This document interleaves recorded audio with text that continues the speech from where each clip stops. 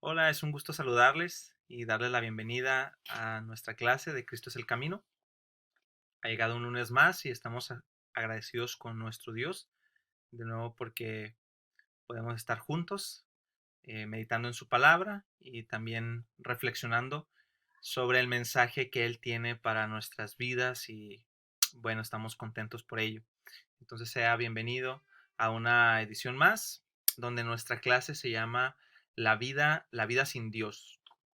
Entonces vamos a dar una pequeña introducción y vamos a leer la palabra de Dios en donde vamos a meditar y vamos a orar, a pedirle a Dios que sea el que nos ayude si está de acuerdo.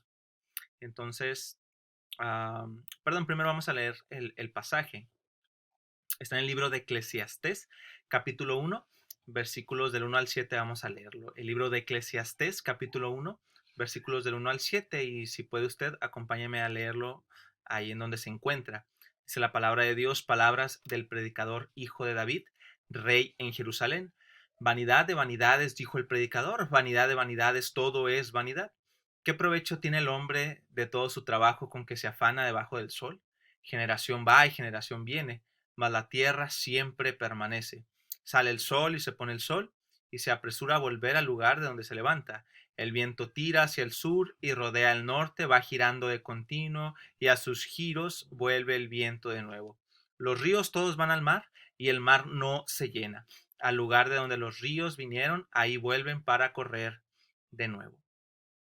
El libro de Eclesiastés, capítulo 1, versículos del 1 al 7. Y si usted me acompaña, vamos a orar. Dios, gracias te damos en esta tarde porque nos has concedido la bendición de llegar a una semana más y también de poder tener nuestra clase. Seguimos suplicándote que, Señor, tú nos bendigas. Padre, a todos los que estamos meditando en tu palabra en esta ocasión. Padre, si ya te hemos conocido, rogamos que tú sigas edificando nuestra vida, Señor, en tu palabra, que nos des consuelo, ánimo, Señor, que nos redargullas de aquellos pecados, Señor, que te desagradan en nuestra vida. Y Señor, si hay alguien que no te conoce, rogamos también que tu Espíritu Santo le redarguya, Padre, y que tu Espíritu Santo esté, por favor, hablando y obrando en el corazón de cada uno de ellos.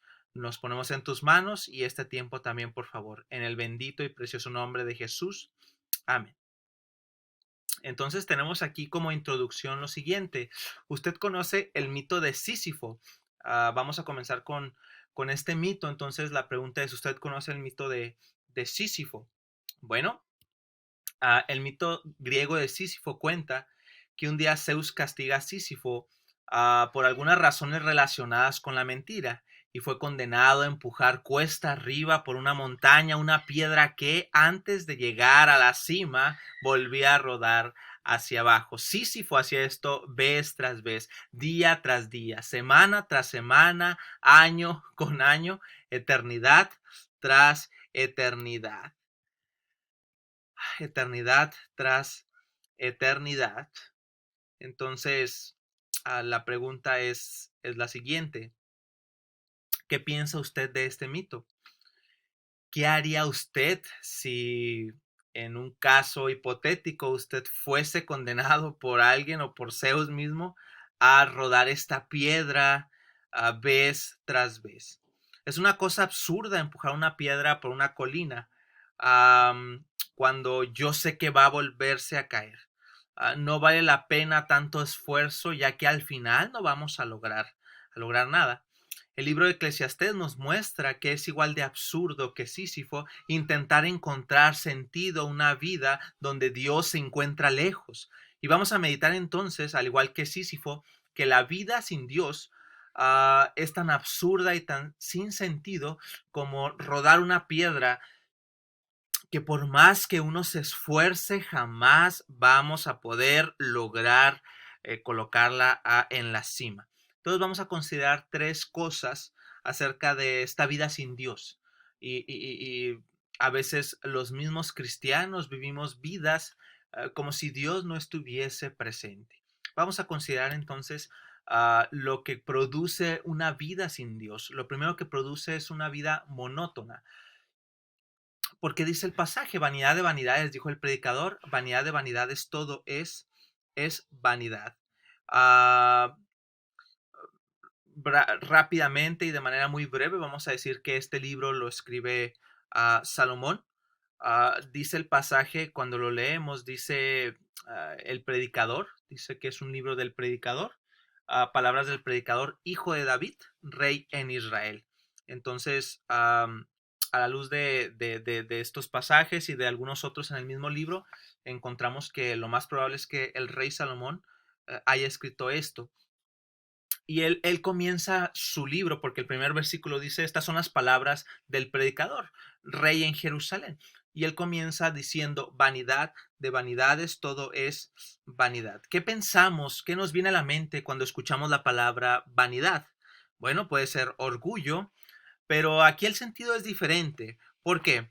Porque la palabra vanidad viene aquí de un vocablo hebreo Hebel, y de ahí viene el nombre del hijo de Adán, Abel, y significa un ligero soplo de viento, un breve suspiro, dando a entender que la vida es tan transitoria y pasajera. Entonces se usa la palabra vanidad para hablar de algo transitorio y que es pasajero. Se utiliza 38 veces en el libro.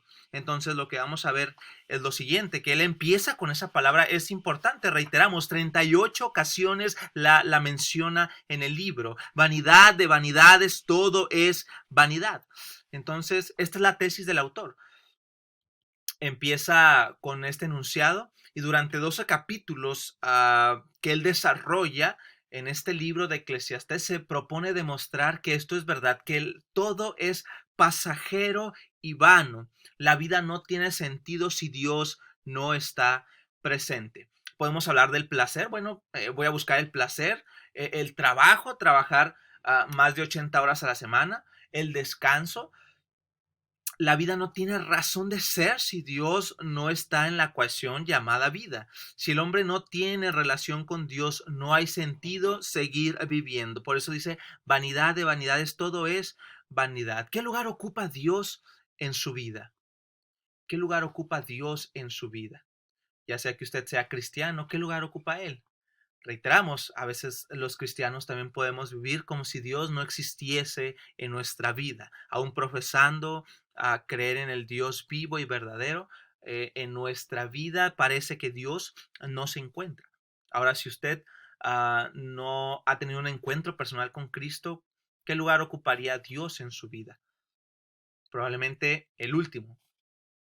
Y bueno, el mismo autor nos está diciendo en el versículo 3, ¿qué provecho tiene el hombre de todo su trabajo con que se afana debajo del sol? ¿Qué provecho? Habla de un trabajo útil que beneficia, es un término de negocios. Y es como si dijera, ¿qué clase de empresa es esa en la que trabajas todos los días, dedica usted el 100% de su capacidad física, emocional, mental, y al final del día usted no percibe nada de dinero? ¿Hay provecho en hacer esa clase de negocios? Definitivamente, definitivamente no hay provecho en hacer esa clase de negocios. No hay provecho para nosotros si Dios queda entonces fuera de nuestra vida. Dice ahí entonces, debajo del sol. Eh, es una frase que se utiliza mucho en el libro y se refiere a lo temporal, a todo lo que pertenece a este mundo. Aparece unas 29 veces en el libro, debajo del sol, o sea, recordando que esta vida es temporal y recordando que sí, el trabajo, el placer, el dinero, todo es temporal, esta vida es temporal. La naturaleza se mueve en un círculo interminable y agotador. El argumento aquí del predicador, del rey Salomón, es que la naturaleza es monótona y que la vida que deja fuera a Dios llega a ser semejante. ¿Por qué? Ve el versículo 4, dice, generación va y generación viene, mas la tierra siempre permanece. O sea, comienza con un ciclo interminable de generaciones, comparándola con la tierra que perdura para siempre. El argumento es el siguiente, los hombres que viven en este mundo son transitorios. Usted también, yo también. Todos hacen su aparición para después caer en el olvido. Sin embargo, la tierra parece permanecer para siempre. Quisiera yo preguntarle, ¿usted recuerda el nombre mm, de sus tatarabuelos? ¿Usted recuerda de dónde vienen? ¿Usted recuerda sus raíces? ¿Usted recuerda a qué se dedicaban? Eh, el, el, um, lo que podemos reflexionar es lo siguiente, que hace 200 años nuestros antepasados estaban tan vivos como nosotros, estaban haciendo sus cosas, consiguiendo sus recursos, su dinero, estaban en sus trabajos, en sus negocios, y lo cierto el día de hoy es que nadie los recuerda, ni siquiera sus propios familiares. Nosotros no recordamos quiénes eran, a qué se dedicaban, qué hicieron de sus vidas, a cuántos, no sé cuánto ganado tenían, cuántos hijos tuvieron. Muchas veces caen en el olvido. Y es posible que nosotros en 200 años también estemos en el olvido. El versículo 5 dice así: sale el sol y se pone el sol y se apresura a volver de donde se levanta. Es claro que el autor está viéndolo desde su perspectiva, ¿no? Desde la perspectiva humana, que hace, el sol sale y el sol se mete, ¿no? Aunque sabemos que no sucede así en la realidad, pero desde la perspectiva humana eso sucede. Entonces el sol solamente sale con el propósito de volverse a poner. Si usted se levanta a las 6 de la mañana, a las 5 de la mañana, y entonces espera que el sol salga, y después usted a las 6, 7, 8 de la tarde, depende del horario, usted de nuevo se asoma sobre su ventana y usted ve al sol ponerse día tras día. O sea, que el sol se levanta y se pone, sale y se pone. O sea, el sol, después de cumplir con su tarea, la retoma el día siguiente, y eso sucede una y otra vez, y eso ha sucedido por años, por siglos y siglos y siglos. La vida sin Dios es vacía y carente de significado. La vida sin Dios, dice el autor, es monótona, es un ciclo monótono. El versículo 6 nos dice lo siguiente: el viento tira hacia el sur y rodea al norte, va girando de continuo y a sus giros vuelve al viento de nuevo. O sea, el viento va de un lado a otro y mañana repite el mismo proceso, no logra nada con su trabajo. Cada día el viento va y cada día el viento viene. ¿Y qué consigue en un sentido? Pues nosotros podríamos pensar nada, no llega a su meta. Y por último el versículo 7 dice así: los ríos todos van al mar y nunca se llena. O sea que los ríos siempre van siguiendo el curso, ¿no? Y el mar nunca se llena. Tenemos el ciclo del agua repitiéndose cada día, cada año, cada siglo. La evaporación y la lluvia se encargan de que el agua regrese a donde corrieron. ¿A dónde? A los ríos. Y de que los ríos lleguen de nuevo ¿a dónde? Al mar. El propósito de los ríos sería entonces llegar al mar y llenarlo, ¿no? Sin embargo, nunca lo consiguen. Entonces, ¿qué sentido tiene su vida y la mía entonces si al final de cuentas somos transitorios y el día de mañana nadie recordará nuestro nombre? La naturaleza es monótona, como lo vimos. La vida sin Dios llega a ser semejante monótona. Lo siguiente que vamos a ver es una vida insatisfecha. Dice la palabra de Dios en el versículo 8: todas las cosas son fatigosas más de lo que el hombre pueda expresar. Nunca se sacia el ojo de ver, ni el oído de oír. Ahí está en la pantalla. Entonces, la vida es una vida insatisfecha. ¿Por qué? Pasamos toda la vida buscando encontrar significado a la vida. Tiene que haber más que esto. Tiene que haber alguna otra cosa. Desde que tenemos conciencia nos embarcamos en un viaje buscando sentido en nuestra vida. Buscamos sentido aquí, buscamos sentido acá, y después de probarlo nos damos cuenta que volvemos a tener hambre, que la satisfacción es pasajera. Usted ha conocido a personas que están en un juego mecánico como la montaña rusa y gritan: paren esta cosa que me quiero bajar. El predicador o el autor pareciera decir esto: paren el mundo, ya me quiero bajar, todo esto es demasiado para mí. Nunca se sacia el ojo de ver ni el oído de oír. Otra vez, en una palabra podemos decir que esto se llama insatisfacción. No importa cuánto escuchemos, nunca nos vamos a sentir plenamente satisfechos. Y sí, vamos empeñados a encontrar satisfacción y probamos los goces del estudio, pero nos damos cuenta que esto nos sacia el alma. Continuamos buscando en el amor, en las amistades, y vemos que no termina por satisfacernos. Pero no nos rendimos, seguimos con nuestro trabajo, esperamos que esto le dé identidad a nuestra existencia y que al final de cuentas nos demos cuenta que esto no llena el hambre de nuestra vida. Y no nos rendimos, continuamos buscando. Yo creo que el dinero le va a dar sentido a mi vida, en posesiones, casas nuevas, en un patrimonio familiar, en una estabilidad económica. Y bueno, el predicador por ello nos está escribiendo esto, inspirado por Dios, para decirnos que no importa cuánto busquemos, no importa los lugares del mundo que visitemos y a donde vayamos, no importa las posesiones materiales que tengamos, al final de nuestra vida seguiremos sedientos y hambrientos. Nuestro corazón no encuentra satisfacción en nada que sea creado y temporal en este mundo. ¿Por qué? No hay satisfacción fuera de Dios. Y puede ser que creamos en Dios, pero vivimos como si Él no existiese. ¿Cuál es el resultado? Una vida insatisfecha. Nuestros corazones son insaciables hasta que conocen a su Salvador. Nuestros corazones laten con propósito hasta que se encuentran con su Creador. Nuestros corazones respiran verdaderamente hasta que se rinden a Cristo Jesús. ¿Está usted fuera de Cristo hasta el día de hoy?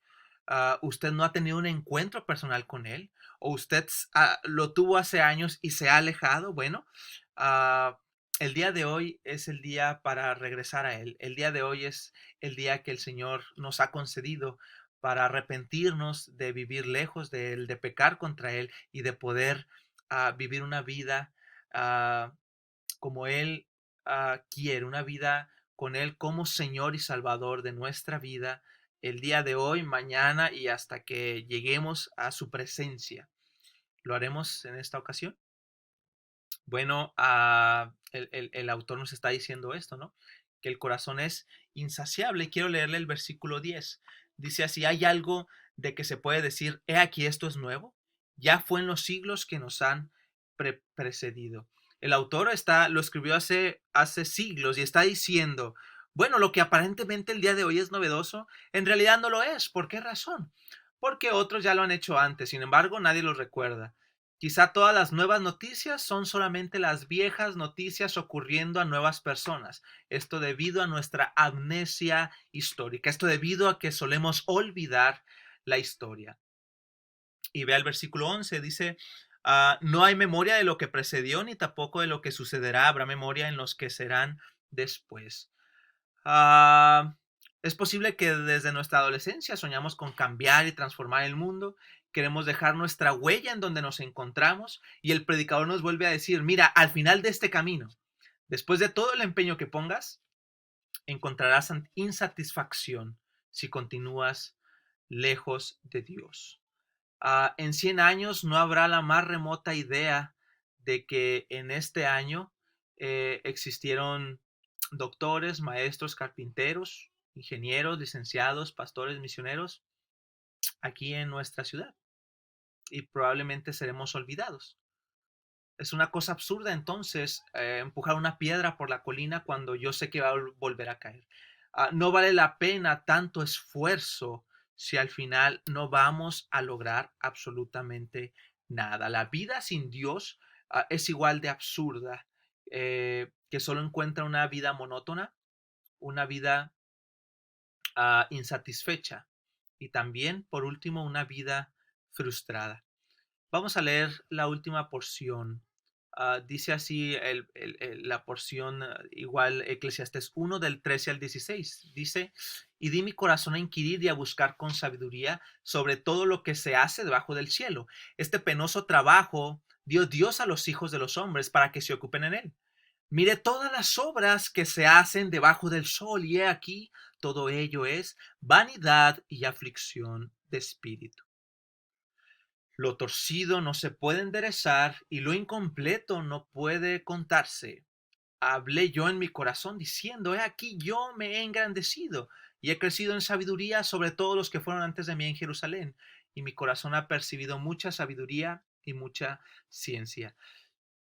El rey más sabio de la tierra se dio a la tarea de encontrarle el sentido a la vida y lo buscó en la sabiduría. Cuando usted puede leer pasajes como primer libro de Reyes, capítulo 4, versículo 29 al 34, el rey Salomón se dedicó a estudiar todo lo posible en todas las áreas posibles. Sobre todo, o sea, es una búsqueda sin límites. Salomón estaba interesado en todos los temas habidos y por haber. Si se trataba de algo de biología, ahí estaba él. Si se trataba algo de filosofía, hacía él su mejor esfuerzo. Si se trataba de mitología, ahí estaba él. Y dice él, Dios dio este trabajo a los hombres. Quiere decir que en realidad Dios puso el deseo en los hombres de investigar todas las cosas. Pero además dice, este penoso trabajo habla de un mal negocio. Su única paga es frustración para el que se enlista. Ve el versículo 14.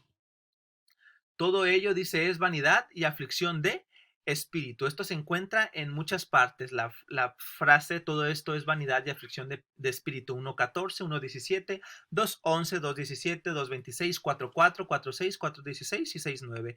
Salomón tenía abundancia en placeres, en dinero, en mujeres. Salomón tenía abundancia en sabiduría, y lo único que encontró fue una vida llena de frustración. Ve al versículo 15, lo torcido no puede enderezarse y lo incompleto no puede contarse. O sea, la conclusión es que el hombre puede analizar, investigar, pero no puede en muchos casos alterar o cambiar la situación.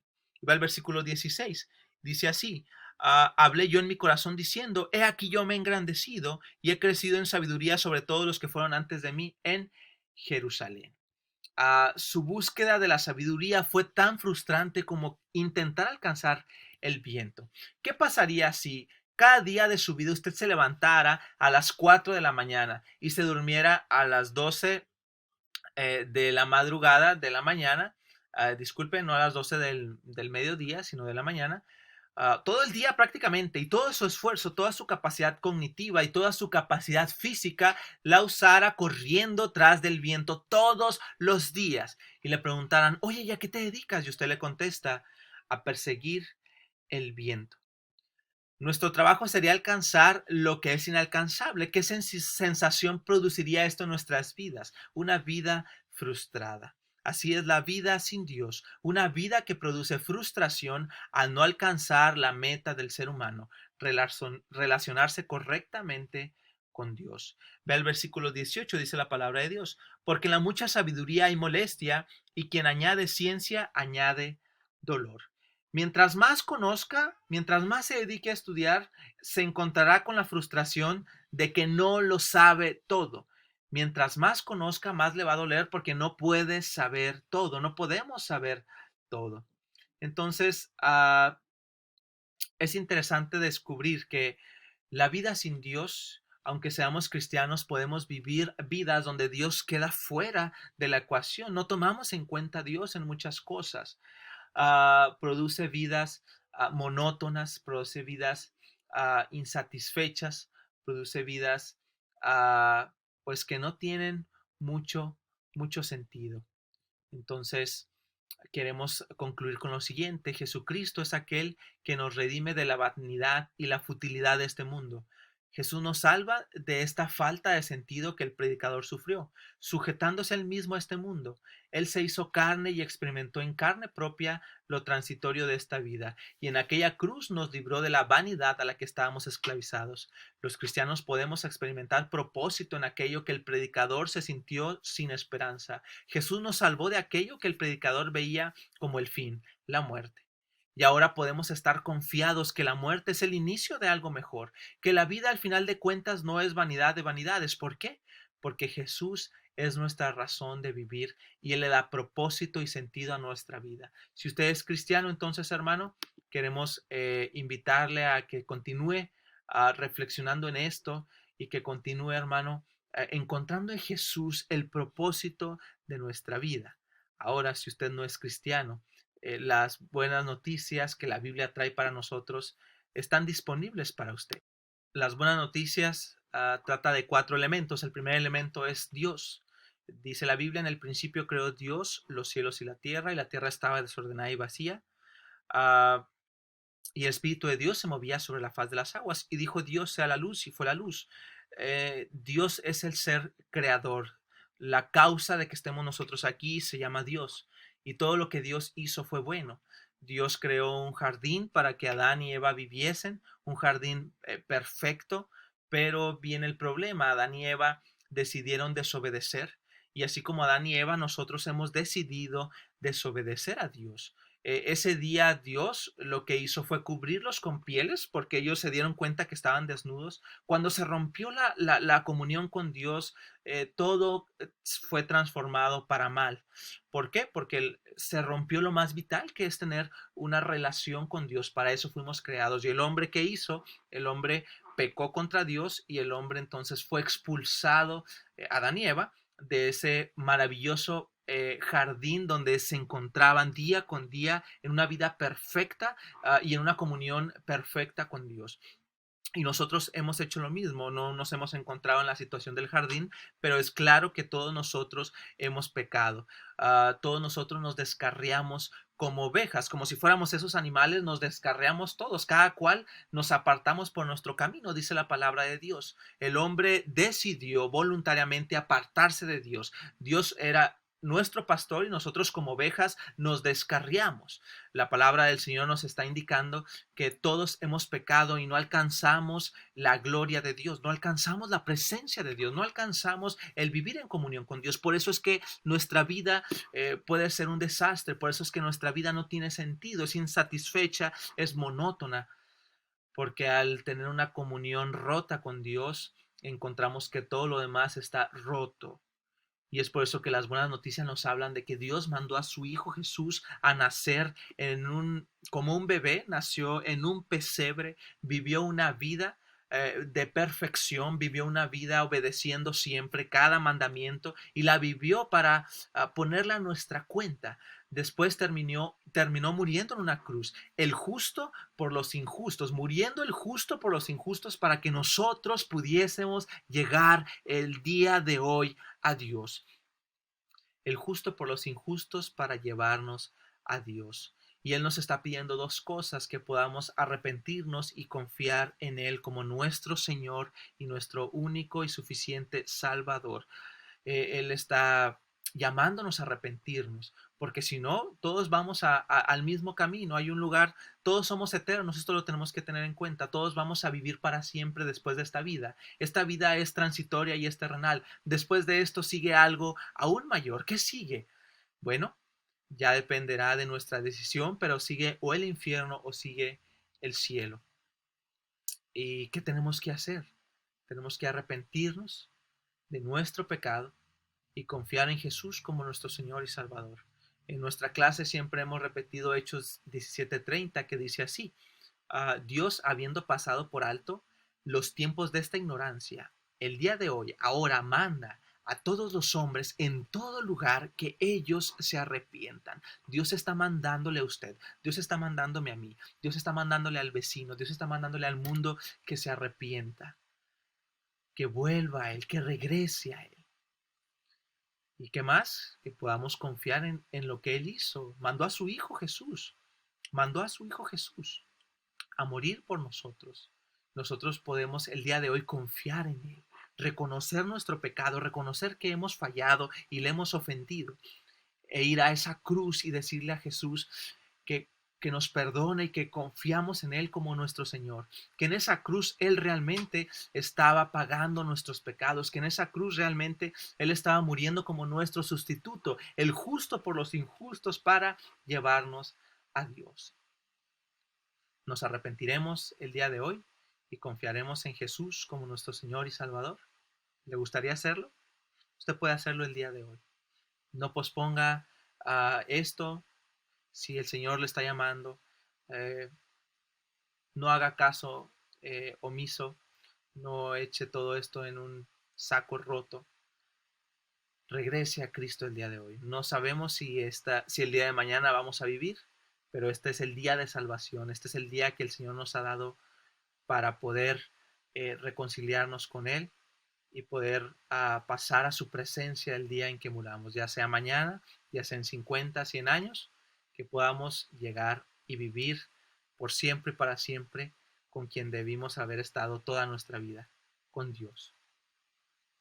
Vamos a orar. Dios, te agradecemos por tu palabra y gracias, Señor, porque nos permites hablar contigo, orar a ti, y en esta ocasión queremos suplicarte que perdone nuestros pecados. Reconocemos que somos personas pecadoras, personas que te ofendemos y que hemos hecho todo para descarriarnos, Pero como dice tu palabra, todos nosotros somos como ovejas descarriadas, cada cual se apartó por su camino, mas tú cargaste el pecado de todos nosotros.